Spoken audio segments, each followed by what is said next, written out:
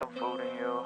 Step 3, you grow hard about what you want to be. Step 4, everybody just do your thing. Wake up, today's gonna be a good day.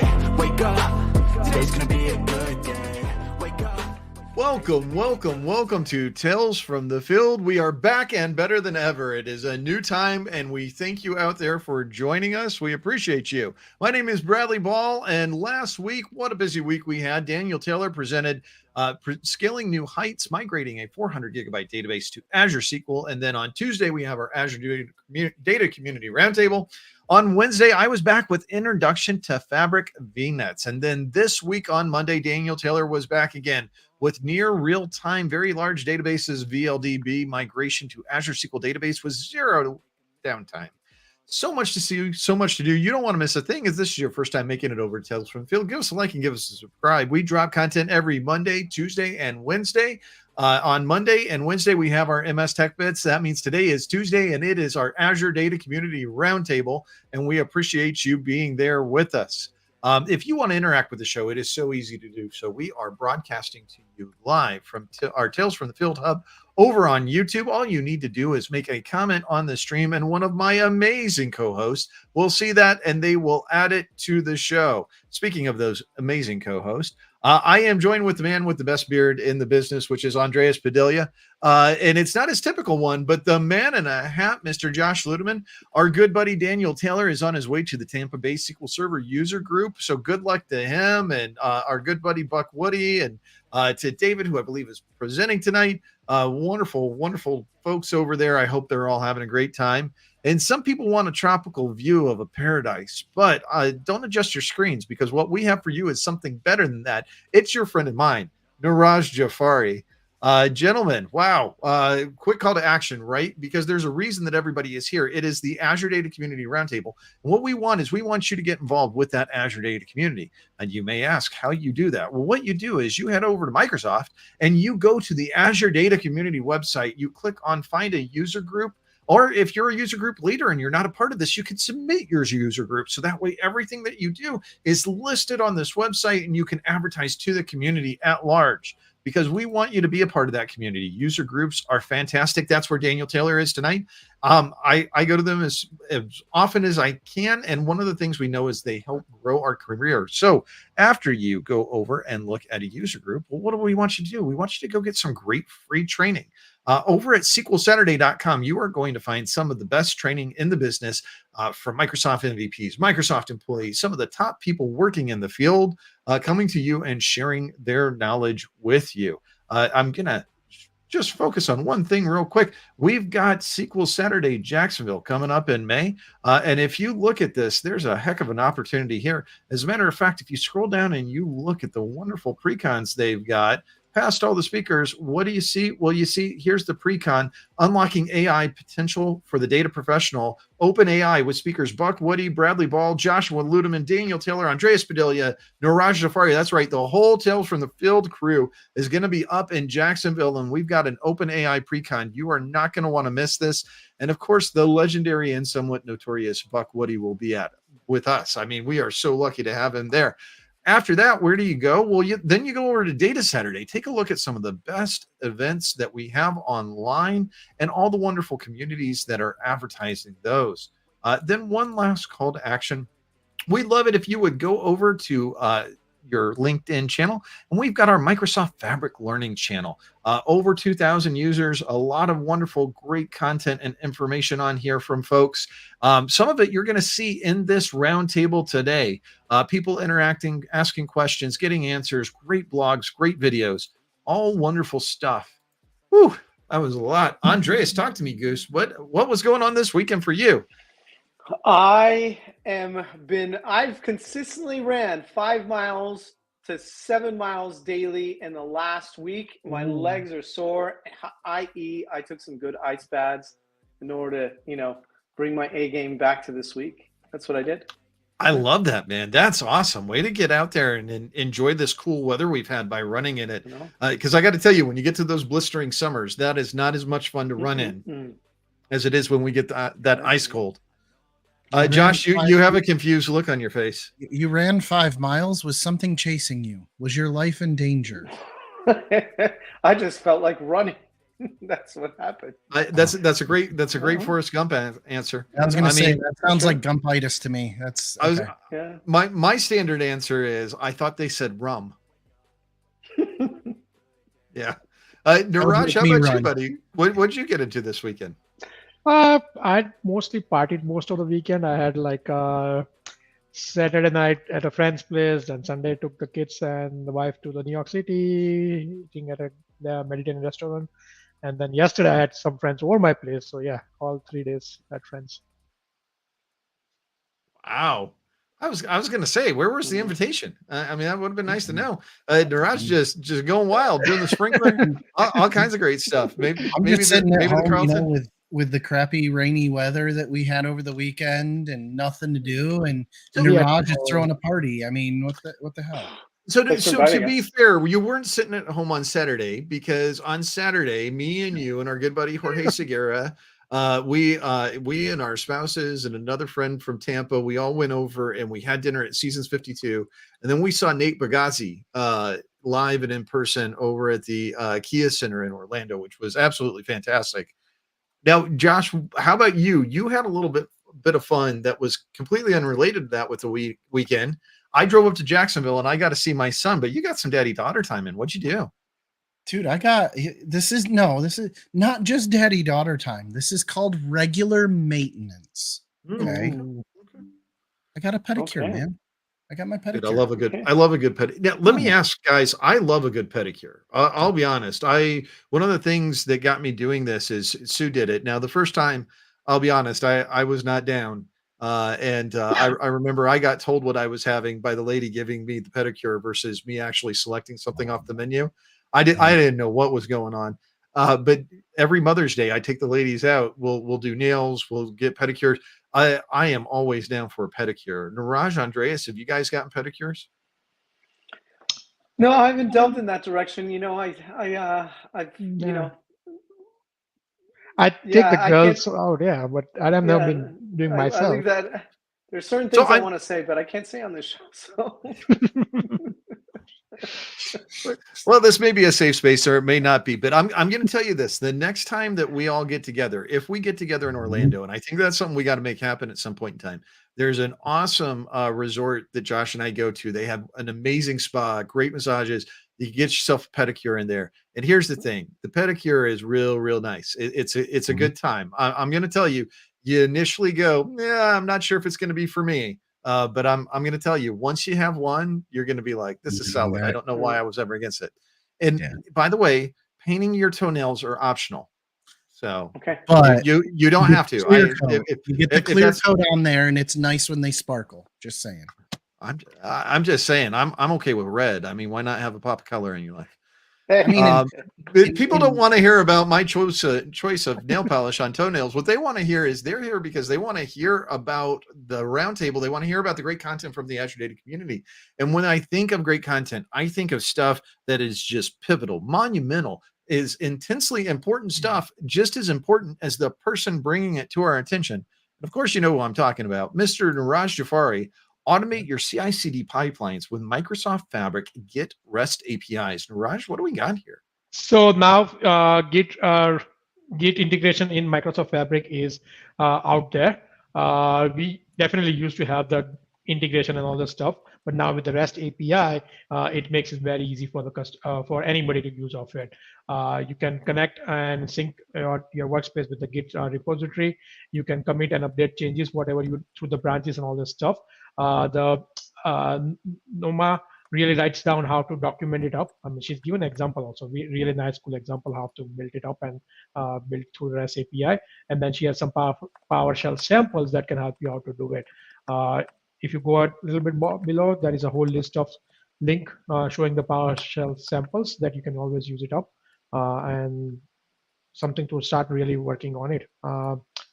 Definitely a lot of customers of mine were asking for Git integration, and this definitely is going to help them out. Excellent. Our good friend Jerry Ratchla is there. New time. What do you think? So far, so good. We'll see how it goes. We're still early in the show. Our buddy Dan Taylor tuned in. Woohoo! Let's go. Excited to see you all participating as part of the show. Speaking of exciting, I saw this, and this is something that I can't wait to play around with a little bit. So this is advanced scheduling with data factory pipelines. This is something that I saw recently on LinkedIn that I was going to say that Sean walks us through, and it was Sean Mirabile.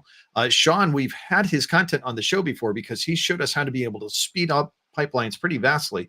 But one of the things he's showing us in here is we need to get some event triggers in place in Microsoft Fabric. So that way we can do some of the fundamental things that we're used to being able to do in Azure Blob Storage. And the product group is working on that.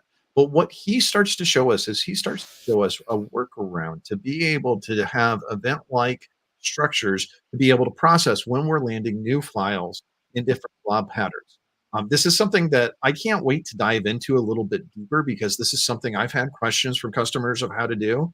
And I love Sean's content, and he always does a really, really great job of delivering this.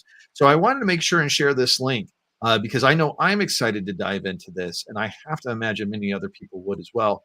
And a quick programming note, all of the content and the links to the contents are already in the description. We did that before we went live. So if you are watching this on replay or you're watching this live and you go, hey, where is that great content? Just click on the description below the video. You should see every single link, and it's going to be in the order that we're going to cover them.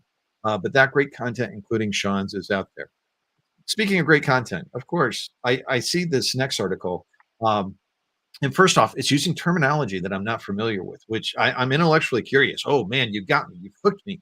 And there's only one man who can do that quite as well as this. And of course, you know who I'm talking about, Mr. Andrés Padilla.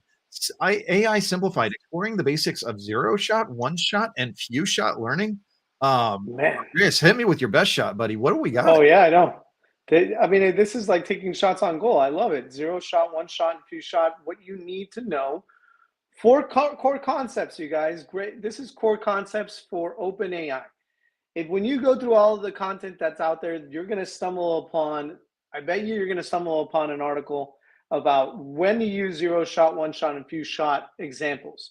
The model behind the scenes, you can help it. You can give it a little boost, right? A little bit of extra speed, a little bit of knowledge, and be like, you know what? Let me give you an example of what I'm looking for. Or you can give it multiple examples. Zero shot, let me give you an example of what that would be. It'd be like, hey, write me a jingle for Tales from the Field, you know?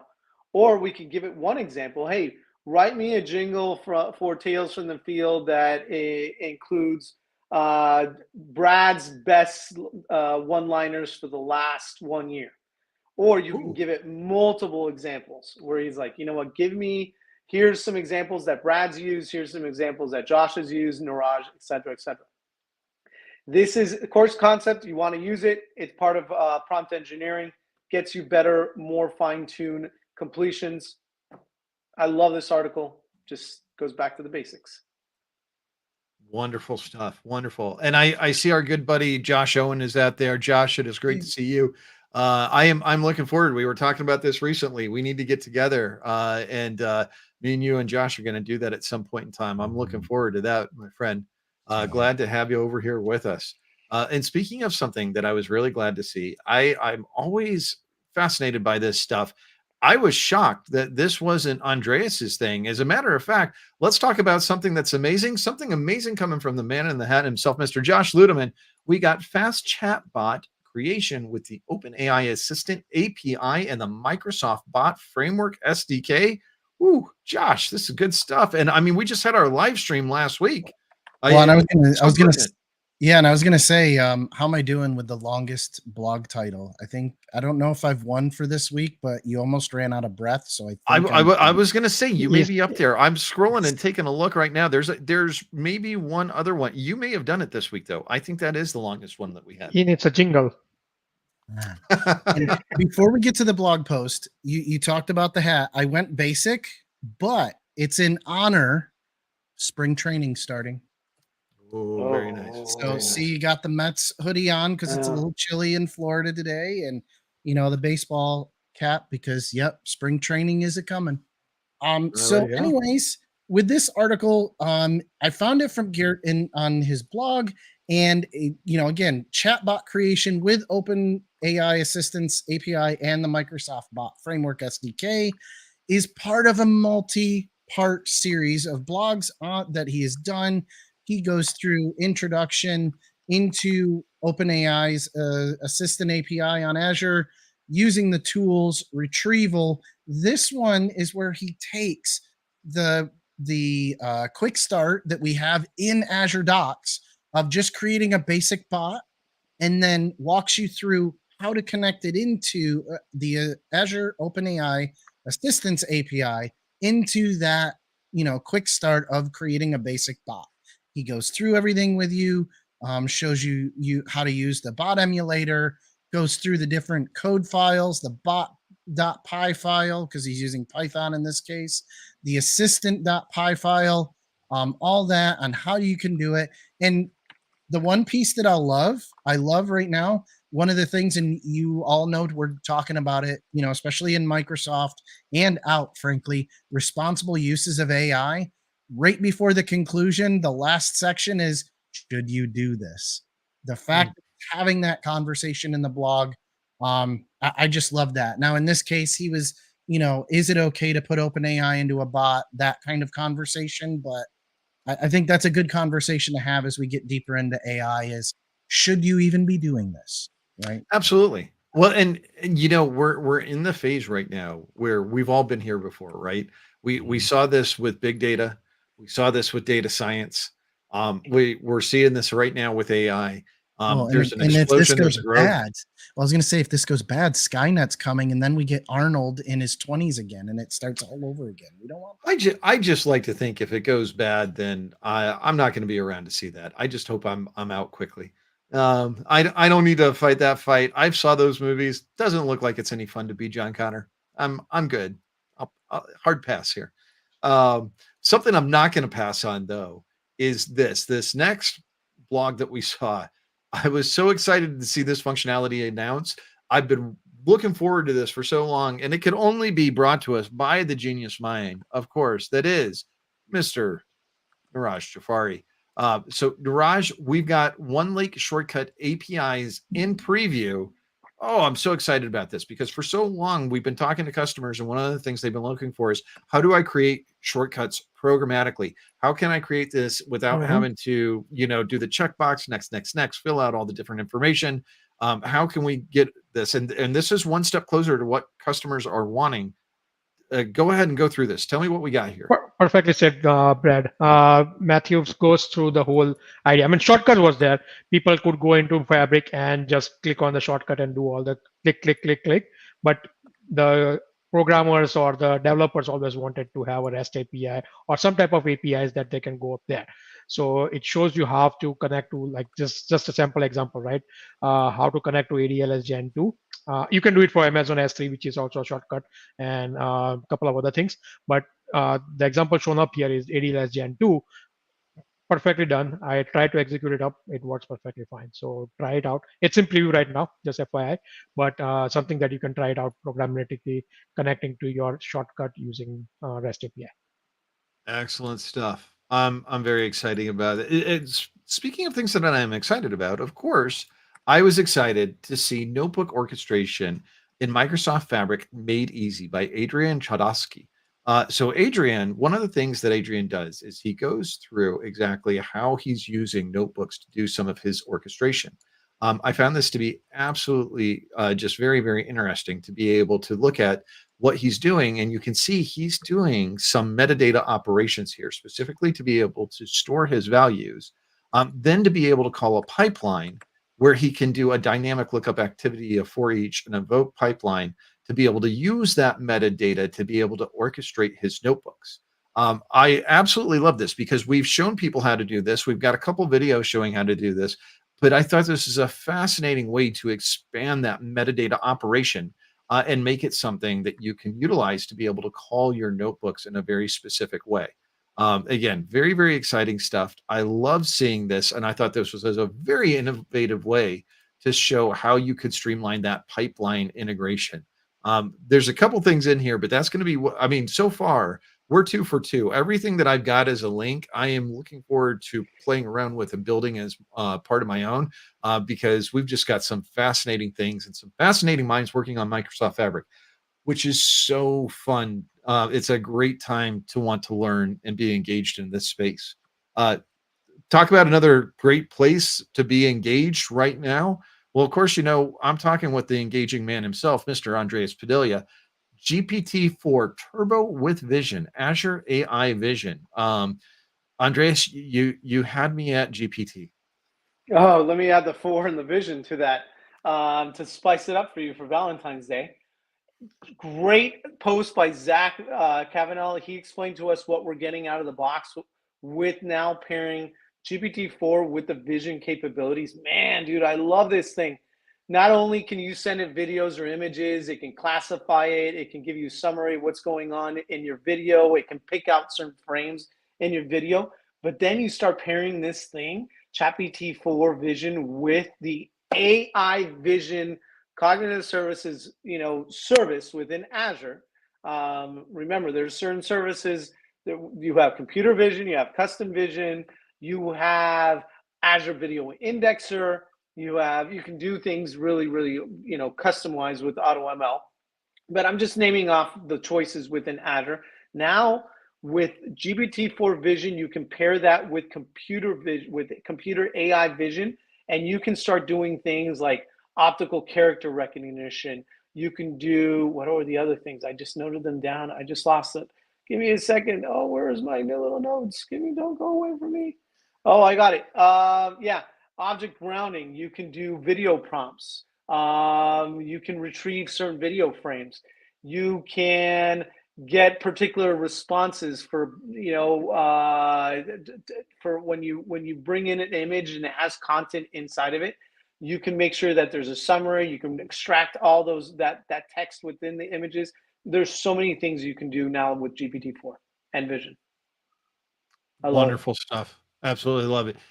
Great note from Josh Luedeman. Started using GPT-4 and Azure OpenAI for a POC in our company, and it's very verbose in response, especially compared to 3.5 Turbo. Josh, I completely agree with you. We were doing an internal presentation, and one of my colleagues was presenting on this, and he was talking about the number of tokens you get with GPT-4. Andreas, correct me if I'm wrong, but I think it's something like 120,000, whereas with 3.5, I want to say it was only like 12,000, and even with 3.5 Turbo, that only 16K, that only got you up to 16,000 tokens. And of course, as we know, what's a token? Well, when we do a prompt, when we send a prompt, when we send prior instructions to before we get the text from the user, all of that are tokens that we send to the model. So what that's doing is that's expanding the capabilities for us to communicate, provide instructions, provide security, to be able to make sure we've got everything lined up and that we can give the user the best experience possible.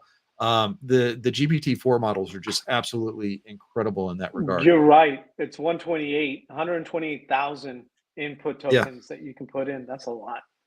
It's an amazing amount. And I appreciate the credit for that wonderful comment, Brad, but it was actually Josh Owen, not Josh Luedeman. Well, I thought I said Josh Owen. No, you said Luedeman. I said that. Yeah. Well, our good friend Joshua Owen, who posted the comment clearly. I mean, Josh, you're great and everything, but yeah, I'm not that good. I can't play multiple people at the same time. I can only be one me. I was gonna say, it'd be scary if there was more than one. Let's be honest. I agree. I already feel like I need to call Bradley Shad in for backup.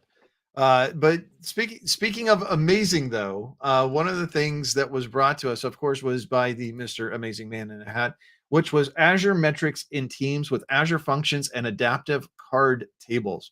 Josh, we playing some poker here? What's going on? No, so I stumbled across this one, this blog by John, and it's great because and you all know this. We've all been doing this show together long enough and worked together long enough. I drive you all nuts with my love of automating crap, right? And so when I found this, I got excited for it because what John actually does in this is he writes an app in C#.NET Core, right? And puts it out in a function to actually pull metrics from from Azure Metrics in his Azure subscription to post it into Teams, right? So the interesting thing with that is you can have an Azure function fire based off of, you know, any whatever criteria you pick, and then it can use this blog to actually create a C# function that updates in Teams what's called an adaptive card to actually post a message to you in Teams. So pick whatever criteria you want. Maybe you have, you know, it'd be simpler than doing this, but you could do it for a failed data factory pipeline, right? And have it drop an IM to you in Teams and say, you've had a failure, and list a bunch of the metrics into a card in Teams. It's pretty neat. And so, yeah, I know it's a really app developer feel, you know, for our data crowd, but for me, I looked at this and I said, oh, this is handy, really handy. And at the end, he gives you the code. He gives you the link to his GitHub. Well, and I think it's very fitting, right? Because as much as I have had my frustrations with Teams, including uninstalling it and reinstalling it today, and then literally having it do the exact same thing on a customer meeting that it's been doing for weeks now before the end of it, I'm so frustrated. At the same time, I cannot but help but say that my frustration comes in because I've gotten so used to using it, and it is so functionally important to what we do in our jobs. And it's amazing, this interoperability, because I'm going to say this once, and I know it might not be popular with app developers, but apps exist to retrieve and store data. And I'm a big fan of applications. I started my life as an application developer, but if you don't have data to be able to present, capture, or store, there's no point to it. And I love how this puts potentially that automated data into our hands with Teams. Wonderful stuff. Nice, Speaking of wonderful, speaking of automated, and speaking of cutting edge, of course, you know where I'm going next. Mr. Neeraj Jhaveri. We're talking about generating measure descriptions in Copilot, currently in preview for Power BI reporting. Neeraj, this is pretty cool here. What do we got? So, I mean, I know every developer hates to write down descriptions to reporting and all that stuff, right? I mean, every field you don't want to write it up. Now with the Copilot, you can do it. You can write the description into the measures, and that would help you with the documentation or whatever you're trying to do to help build your reports and all that stuff. Zoe goes over how to do that in the next part. You need to go, it's in preview, so it goes to options, preview features, and by checking the measure description with Copilot checkbox, it would start working in your environment, and you can start adding your description fields with your Copilot in there. Definitely something like, I'm a lazy developer, so I would definitely use this up because it's always hard to put descriptions to every field and all of them. So that definitely is going to help build it up. And Well, it's that little bit of additional work that you've got to do to be able to make the documentation work. Correct. That's critically important, but you definitely need to. Neeraj had Josh at Copilot. Josh, I understand. Yeah. Neeraj had me at Hello. But speaking of something else that I had at Hello, of course, my favorite Twitter handle of all time, Mr. Sandeep Pawar, Pawar BI, use run multiple to orchestrate notebook execution in Microsoft Fabric. So I was one off of actually having a theme very much like Andreas, but very much like him. You could tell the last time I was talking about notebook orchestration. Well, we got a really neat question in the comments from Tales from the Field. I haven't quite figured that out yet, but one of the things I was looking at is how can we call notebooks from other notebooks? Well, Sandeep Pawar has the explanation right here. What we're going to use is we're going to use run multiple. There's a lot of functionality that we have within this code, but he has an example. He's got 9 notebooks in his pipeline for extraction. He wants to create some DIMs, some facts, a semantic model, but he wants all of this to go in a particular order. Well, he shows how he can use his data acrylic graph to be able to set up the data that he's got, but then to also be able to call this, to be able to run this, to be able to visualize the run, to be able to check out the progress bar.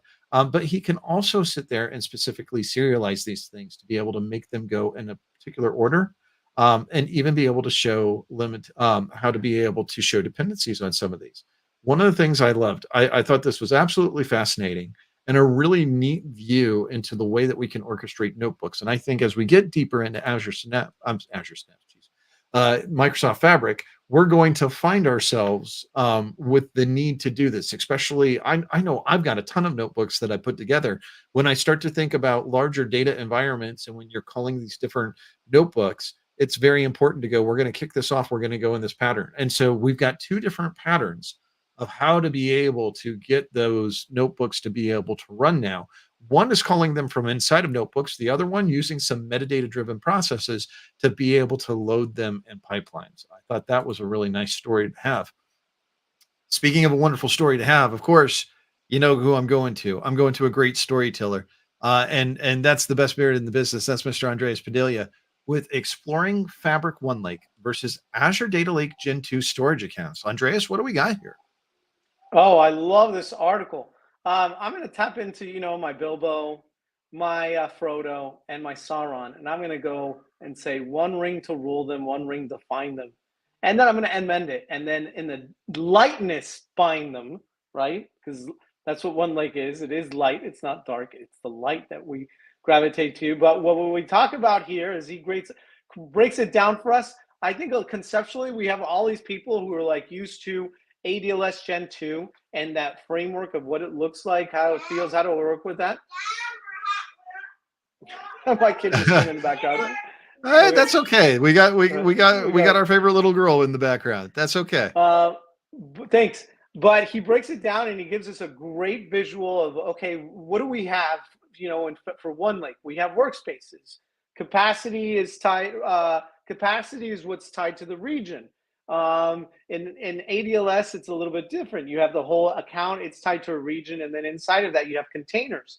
And then he goes on and explains, how we could break this up into different regions in One Lake. And he talks to us about, hey, can you use Fabric One Lake like ADLS Gen 2 containers? He says, well, not really. You can't get to the underlying, framework in there because it's a managed resource. I love this article. It's going to clear up so many questions for users and customers when it comes to One Lake versus ADLS Gen 2. Wonderful stuff. Yeah, that's a lot of great detail that we've gotten there about storage accounts. And as we all know, One Lake is so fundamental because the story starts with storage. You've got to be able to talk about how you're getting that storage, that promise of One Lake to be able to make sure that we've got access to our data wherever it's landed without data duplication, which brings me to our absolutely, final, but one of the best things. As a matter of fact, I went to enter this and then autocomplete was showing it. And I went, why is it showing this? Well, that's because somebody had already grabbed it. It's got to be great. And Mr. Josh Luedeman, I was going to say, saving the best for last, data activator in Microsoft Fabric to trigger an action when a condition is met. Look at this great stuff you got for us. Tell me all about it, buddy. And he's on mute. I was waiting to see if he realized he was on mute, but that's not okay. at all. I did not realize at all. No, so here's the thing. I didn't know someone posted this one already. I actually had it as an extra link last week and set it aside for this week. Oh no, I went to post it, but you already had it in. That's what I was saying. I went to go fill it out. Oh, I thought you were saying I used something that someone else already did. I was like, wait a minute. No. I was just saying what a great thing you've already got. And I know it's great because I read it and I went, oh wow, I can't wait to do. And not only that, I'm going to get ahead of us, but there's a great demo that Kuhn Verbeck has in here. And I've been looking for a really cool demo on Microsoft Fabric Data Activator. I don't know why I've got Azure on the brain so much. I'm going to stop talking and let you talk. I was going to say, if it's a long title, it's me trying to self-destruct you. And guess what? I won again. You did. It worked. Maybe it's the 5 o'clock hour. It's definitely 5 o'clock somewhere all the time, buddy. Absolutely. So Data Activator in Microsoft Fabric, this was one of the features for me that as Fabric started to take shape as it was getting released, that got me the most excited, right? It was always something I kind of was waiting for with Power BI for the last few years, of being able to trigger alerts or activities and things like this. So what Cohen has in here is a great article that not only walks through, what is Data Activator at a high level, but also a great demo end to end using Data Activator to then do an alert off of data in a Power BI report. right? So it's a great thorough article, walks you through step by step, even just right down to creating the data table that you're going to use in this simple Power BI report, and then how to create the alert, talks about reflex items, and what they are in the context of Activator, but also simple ways to do it using, in this case, the Power BI wizard. It's just a great end-to-end demo. This is how you do it. For me, he's not telling you exactly how to use it. He's just giving you an example of one of the millions of use cases you'll be able to use for Data Activator. I love it. I loved it too. And as a matter of fact, one of the things I loved is how detailed his example is. He goes, here's the sample code I used. This is what we're going to do. This is how we're going to create the event. It really helps to transparently explain this. Okay, well, you know what time it is. We are at the end of the show. So let's go ahead and let's start to wrap things up. So we want to thank you all for coming and being involved with the show as we move to our new time. We're going to give this a go and see how it works out.